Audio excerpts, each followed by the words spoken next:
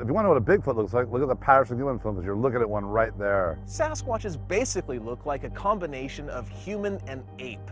In fact, a lot of really close-up witnesses just say it looks like a guy. It looks like this giant dude standing there who is covered in hair. Imagine if you were an alien. You had spent a lot of time on Earth. You got to know humans very well. And then you went back to your alien planet and you were asked, okay, well, what do humans look like? Well, the fact is, humans look a lot of different ways. We don't all look the same. And if that alien was describing a human, he'd necessarily be describing a particular type. And that particular type probably wouldn't represent all of them, probably wouldn't even represent most of them. Now the description is a very large bipedal hominid. I've seen them at night.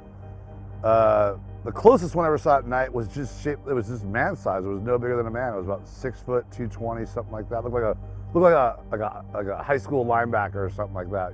One witness actually says it reminded me a lot of Jerry Garcia without the glasses and a lot more hair on his face.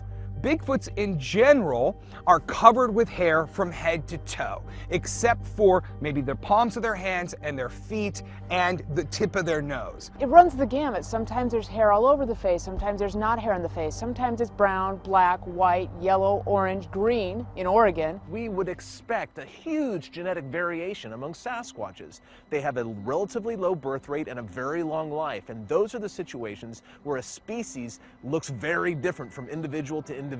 Mice, for example, who have lots and lots of babies and don't live very long, they all kind of look the same for the most part. But human beings, the great apes in general, are examples of creatures that look very different, individual to individual, and that is also the case of Sasquatches. The general description is a large bipedal upright, moving through the woods or the swamps or through snow, looking in your windows at your house or avoiding you in dense brush.